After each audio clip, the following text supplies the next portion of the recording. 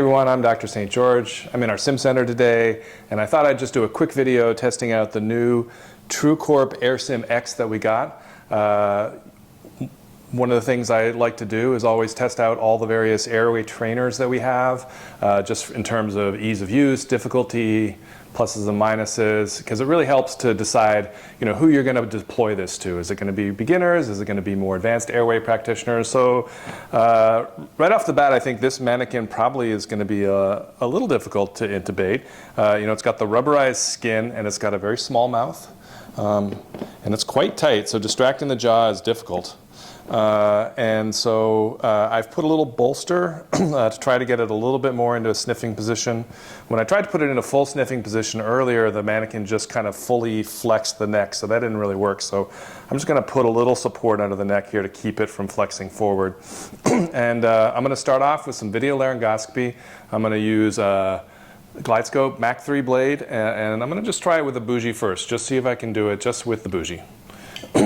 So standard 4-step technique. I'm going to distract the jaw and look in the mouth. I see the uvula, and now I'm looking up at the screen, and the uvula is going to point my way to the epiglottis.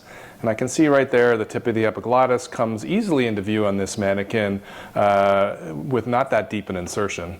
They have a nice kind of pathway around the tongue here. I'm going to try to advance and see if I can get some good glottic exposure. Now, I'm having a little bit of difficulty just getting a good view, even though I'm seated nicely in the vallecula. Even with lifting up with like a lot of force, I'm not getting a good view. But now, I'm actually having to use quite a lot of force to get maybe what I would say is like a grade 2 or 2B view. But let's see if I can intubate. Let's see if I can get the bougie in there.